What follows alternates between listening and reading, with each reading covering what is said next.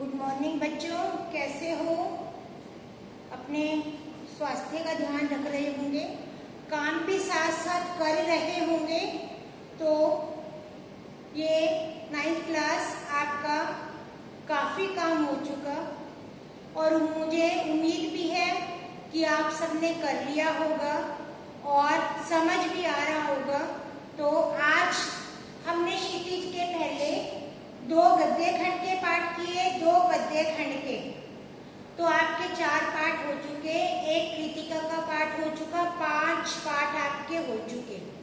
तो आपकी जो क्षितिज है इसमें तीसरा पाठ पिछले साल ही आपके सिलेबस में नहीं था, तो आप ये नहीं करेंगे। इस पाठ को केवल एक बार पढ़ लेना। तो आज हम करेंगे पाठ 4। पाठ 4 पढ़ाने से पहले मैं आपको पाठ 4 के बारे में कुछ बताना चाहूंगी। पाठ 4 का सार सुनेंगे, थोड़े से शब्दों में सुनेंगे। तो पाठ 4 के लेखक हैं जाबिर हुसैन। लेखक कौन है? जाबिर हुसैन। जाबिर हुसैन ने सलीम अली, एक पक्षी वैज्ञानिक थे, इन्होंने पक्षियों की जानकारी में अपना पूरा जीवन बिता दिया। तो सलीम अली के बारे में जाबिर हुसैन ने ये एक संस्मरण है, अर्थात संस्मरण का मतलब है किसी की यादें जो उसने अपनी डायरी में लिखी, उस डायरी से उसकी यादों को एक लेख के रूप में लिखना संस्मरण कहलाता है। तो बच्चों, इसी पाठ में जाबिर हुसैन ने सलीम अली का व्यक्तिगत चित्र प्रस्तुत किया, अर्थात उनके बारे में बताया कि उन्होंने पूरा जीवन कैसे व्यतीत किया और अंत में उन्हें उनकी यादों को गिनना असंभव है। अर्थात जो उनकी मृत्यु का आज भी कोई अवसाद, आज भी लोगों को अवसाद है, दुख है, पीड़ा है। वे पक्षी प्रेमी थे, उन्होंने एक घटना ने उनके पूरे जीवन को बदल दिया था। आज हम इसी पाठ में उनके बारे में पढ़ेंगे। तो बच्चों, अपनी बुक खोलकर बैठा करो। आपको एक सीन पैसेज भी पेपर में आएगा। सीन पैसेज मतलब जो आपने पाठ पढ़ा उसी में से एक पैराग्राफ और नीचे 3 प्रश्न, 2-2 नंबर के 3 प्रश्न होंगे। तो आप इसीलिए हर पद्यांश को अच्छे से समझेंगे, तभी आप प्रश्नों का उत्तर लिख पाएंगे। जब पद्यांश में प्रश्नों का उत्तर लिखते हैं तो बुक वाली भाषा को नहीं उतारते, अपने शब्दों में उसे बदल लेते हैं। तो बच्चों, जब भी आपको पद्यांश का प्रश्न आए उसे ऐसे मत उतारा करो, उसको थोड़ा बदल के लिखा करो। तो पाठ देखिए। आज एक स्लोगन पे देखिए, शिक्षा की जड़ कड़वी है पर उसके फल मीठे हैं। किसने लिखा? अरस्तु ने। अरस्तु ने बताया कि जो शिक्षा जब हम प्राप्त करते हैं तो कठिन परिश्रम करना पड़ता है, अनेक परिस्थितियों से बच्चे को गुजरना पड़ता है, परंतु बाद में जो इस पर फल लगते हैं वह मीठे होते हैं। तो बच्चों, आप भी शिक्षा प्राप्त करके महान व्यक्ति बन सकते हैं। तो शिक्षा एक ऐसा खजाना है जो जीवन भर आपके पास रहता है, यह कभी खर्च करने पर घटता नहीं है। तो बच्चों, अपनी शिक्षा पर ध्यान दो, एजुकेशन के बिना जीवन व्यर्थ है। तो अभी आप पढ़ेंगे पाठ 4, सांवले सपनों की याद। पाठ का नाम क्या है? सांवले सपनों की याद। लेखक कौन बताए? जाबिर हुसैन। कौन है लेखक? जाबिर हुसैन। जाबिर हुसैन सुनहरे सोने जैसे परिंदे पक्षी, खूबसूरत सुंदर पंखों पर सवार, सांवले सपनों का एक हुजूम जलसमूह लोगों की भीड़,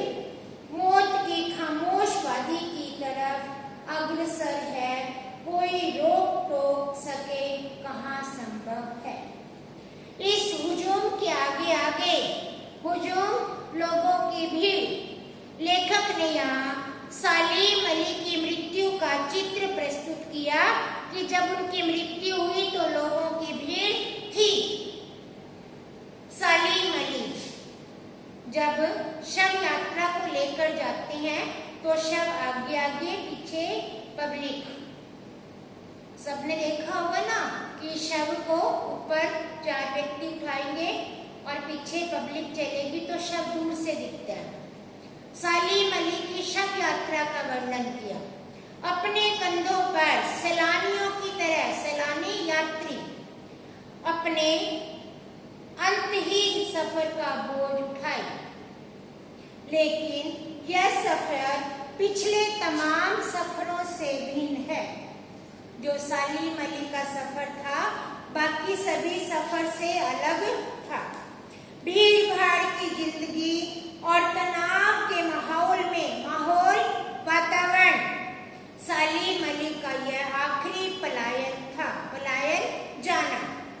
अब तो वे उस वन पक्षी की तरह प्रकृति में विलीन हो रहे हैं। विलीन होना, मिल जाना। तो जिंदगी का आखिरी गीत गाने के बाद मौत की गोद में जा बसा हो।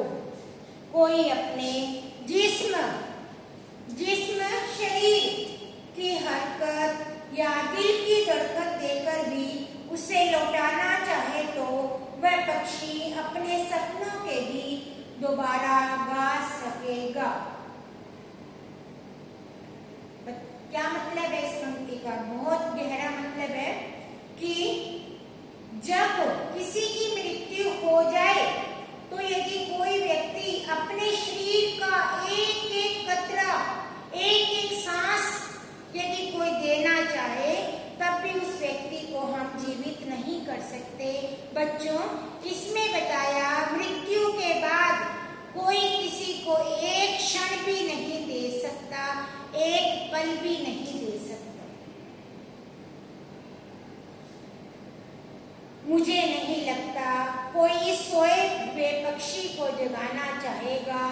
वर्षों पूर्व खुद सालीम अली ने कहा था कि लोग पक्षियों को आदमी की नजर से देखना चाहते हैं, यह उनकी भूल है। ठीक उसी तरह जैसे जंगलों और पहाड़ों, झरनों, आबशारों को वे प्रकृति की नजर से नहीं, आदमी की नजर से देखते हैं, वो उत्सुक रहते हैं। उत्सुक रहना, बेचैन रहना। भला कोई आदमी अपने कानों से पक्षियों की आवाज का मधुर संगीत सुनकर अपने भीतर रोमांच का ऐसा फूटता महसूस करता है? क्या बताया कि जंगलों, पहाड़ों, समुद्रों, झरनों में जैसा प्रकृति का नजारा होता है और पक्षी जैसे आवाज करते हैं, ऐसा रोमांचकारी दृश्य कहीं नहीं हो सकता। एहसास की ऐसी ही एक ऊपर खाबर जमीन पर जन्मे मिथक का नाम है सालीम अली। लेखक ने सालीम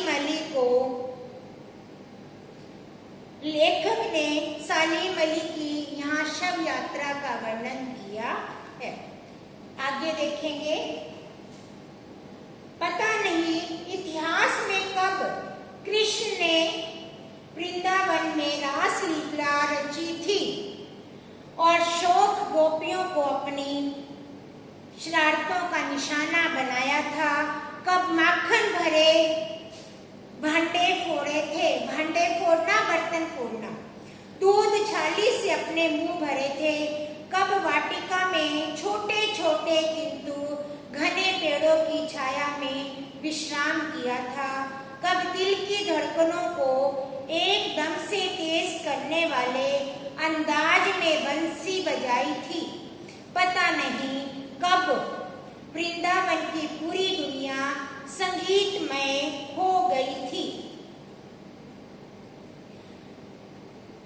पता नहीं कब वृंदावन की सारी नदी का पानी सांवला हो गया था।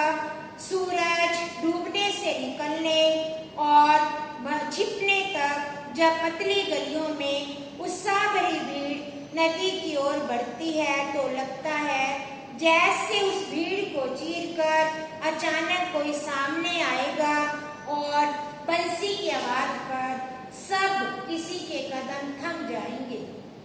शाम सूरज ढलने से पहले जब वाटिका बाग माली सैलानी यात्री पर्यटक हिदायत देना, निर्देश देना, बताना जैसे बस कुछ ही क्षणों में वहां से आ टपकेगा और संगीत का जादू वाटिका के पूरे माहौल पर छा जाएगा। वृंदावन कभी कृष्ण की बांसुरी के जादू से खाली हुआ है क्या? अब इस पद्यांश में लेखक ने वृंदावन के बारे में बताया कि वृंदावन में जब श्री कृष्ण बांसुरी बजाते थे तो उनकी बंसी की आवाज सुनकर गोपियां मंत्रमुग्ध हो जाती थी और आज भी ऐसे लगता है कहीं से बंसुरी की आवाज आएगी और सभी के दिल को छू जाएगी। इस पद्यांश में वृंदावन का लेखक ने चित्रण किया है। अब आगे पढ़ेंगे अगले पैरे में मिथकों की दुनिया में मिथक इतिहास की बातें। जब सवाल तलाशने से पहले एक नजर कमजोर काया वाले उस व्यक्ति काया शरीर पर डाली जाए जिसे हम सलीम अली के बारे में जानते हैं। उम्र की शती तक पहुंचने से थोड़े दिन तो बचे थे।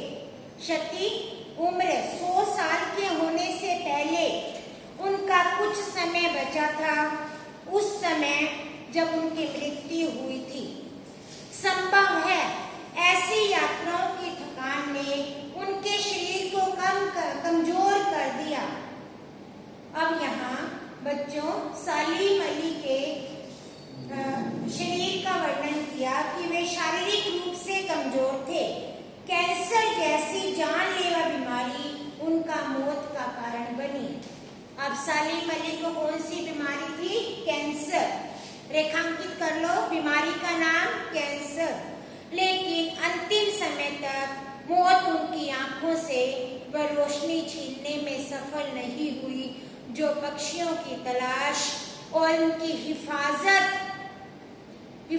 करना, रक्षा करना, सुरक्षा करना के लिए समर्पित थी। समर्पित कुर्बान होना। सलीम अली की आंखों पर चढ़ी दूरबीन उनकी मौत के बाद ही उतरी थी। बच्चों यहाँ पर सलीम अली का व्यक्तिगत चित्रण किया कि वे शरीर से कमजोर थे और उनकी आंखों पर हर समय दूरबीन लटकी रहती थी। अर्थात वे हमेशा आंखों पर दूरबीन लगाकर रखते थे। उम्र उनकी 100 के आसपास थी। 100 होने में कुछ ही समय बाकी था। अगला पैरा उन जैसा वर्णवाचक शायद ही कोई हुआ हो, लेकिन एकांत क्षणों में सलीम अली बिना दूरबीन भी देखे गए हैं।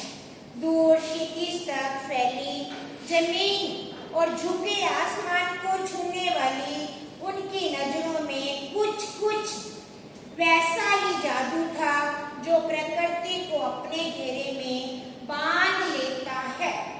सलीम अली उन लोगों में से थे जो प्रकृति के प्रभाव से कुदरत आने की बजाय प्रकृति को अपने प्रभाव में लाने के कायल होते हैं। उनके लिए प्रकृति में हर तरफ हंसती खेलती दुनिया पसरी है। क्या बताया? जो सलीम अली थे पक्षी प्रेमी थे, इसीलिए उनके चारों ओर जो प्रकृति की चीजें थी वे ही पसरी रहती थी। अर्थात हर समय वे प्रकृति से संबंध बनाए रखते थे। वह दुनिया उन्होंने बड़ी मेहनत से अपने लिए गढ़ी थी। गढ़ी बनाना, इसके गढ़ने में उनका जीवन साथी तहमीना ने काफी काफी मदद पहुंचाई थी। अब पत्नी का नाम क्या आया? तहमीना। तहमीना स्कूल के दिनों में उनकी सहपाठी रही थी। सहपाठी साथ पढ़ने वाली। लंबे रोमांचकारी जीवन में ढेर सारे अनुभवों के मालिक सालिम अली एक दिन केरल की साइलेंट वैली को रेगिस्तानी हवा के झोंकों से बचाने के लिए चौधरी अंडरलाइन करेंगे चरण सिंह से मिले थे। ये उस समय के प्रधानमंत्री थे। कौन थे? चौधरी चरण सिंह। चौधरी चरण सिंह गांव की मिट्टी पर पड़ने वाली पानी की पहली बूंद का असर जानने वाले नेता थे। इस प्रकार के नेता थे जो गांव की मिट्टी पर पहली बूंद पड़ती है उसका वे अनुभव कर लेते थे। पर्यावरण के संभावित खतरों को वे चित्र सालिम अली ने उनके सामने रखा। पर्यावरण हमारा वातावरण, तो उनके आंखें नम कर दी। अब इसमें बताया कि उस समय सालिम अली प्रधानमंत्री चौधरी चरण सिंह से मिलने गए थे। वहां पर जाकर उन्होंने पर्यावरण के बारे में बातें की और पर्यावरण से संबंधित खतरों के बारे में जानकारी दी। उनकी बातें सुनकर चौधरी चरण सिंह की आंखें नम हो गई, अर्थात उनकी आंखों से आंसू आने लगे। अगला, आज सालिम अली नहीं है, अर्थात उनकी मृत्यु हो चुकी। चौधरी साहब भी नहीं है। कौन बचा है जो अब सोंधी मिट्टी पर, सोंधी खुशबूदार सुगंधित मिट्टी की महक उगी फसलों के बीच एक नए भारत की नींव रखने का संकल्प लेगा? कौन बचा है जो अब हिमालय और लद्दाख की बर्फीली जमीनों पर जीने वाले पक्षियों की वकालत करेगा? फिर लेखक प्रश्न कर रहा है कि सालिम अली भी नहीं है, चौधरी चरण सिंह भी नहीं है, पक्षियों और पर्वतों की हिफाजत सुरक्षा करने की बातें कौन करेगा? सालिम अली ने अपनी आत्मकथा का नाम रखा था, रेखांकित करो, अंडरलाइन करेंगे, जो सालिम अली ने अपनी आत्मकथा लिखी थी। आत्मकथा जीवनी अपने बारे में, fall of a sparrow, English में भी दिया है, हिंदी में भी। मुझे याद आ गया, D.H. लॉरेंस की मौत, अंडरलाइन करेंगे। एक और पक्षी प्रेमी के बारे, जो प्रकृति प्रेमी था, उसके बारे में। लॉरेंस की मौत के बाद लोगों ने उसकी पत्नी, अब लॉरेंस की पत्नी का नाम है फ्रीडा, अंडरलाइन करेंगे, से अनुरोध किया कि वे अपने पति के बारे में कुछ लिखे। फ्रीडा चाहती तो ढेर सारी बातें लॉरेंस के बारे में लिख सकती थी, लेकिन उसने कहा, मेरे लिए लॉरेंस के बारे में कुछ लिखना असंभव सा है। मुझे महसूस होता है मेरी छत पर बैठने वाली गोरैया, गोरैया मतलब चिड़िया, अंडरलाइन करेंगे, गोरैया चिड़िया, लॉरेंस के बारे में ढेर सारी बातें जानती है, मुझसे भी ज्यादा जानती है। वो सचमुच इतना खुला खुला सारा दिल आदमी था, सादा दिल, बिल्कुल सिंपल। मुमकिन है, मुमकिन, संभव, लॉरेंस मेरी रगों में, रगें नर्व्स जिसको बोलते हैं, मेरी हड्डियों में समाया हो, हड्डियां बोन्स को बोलते हैं। लेकिन मेरे लिए कितना कठिन है उसके बारे में अपने अनुभवों को शब्दों का जामा पहनाना। मुझे यकीन है मेरी छत पर बैठी गोरैया उसके बारे में और हम दोनों ही के बारे में जानकारी रखती है। जटिल प्राणियों की तरह सालिम अली हमेशा एक पहेली बने रहेंगे। बचपन के दिनों में उसकी एयर गन से घायल होकर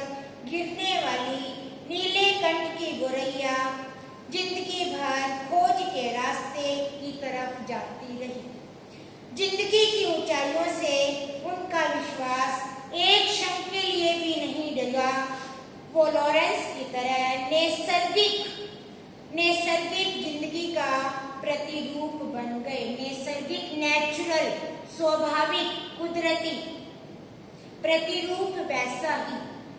सालिम अली प्रकृति की दुनिया में टापू बनने की बजाय अथाह सागर बनकर उभरे। जो लोग उनके भ्रमणशील स्वभाव, उनकी यात्रा करने वाला से परिचित हैं, उन्हें महसूस होता है वे आज भी पक्षियों के सुराग में निकले हैं। बस अभी गले में लंबी दूरबीन लटकाए अपने खोजपूर्ण नतीजों के साथ लौटेंगे।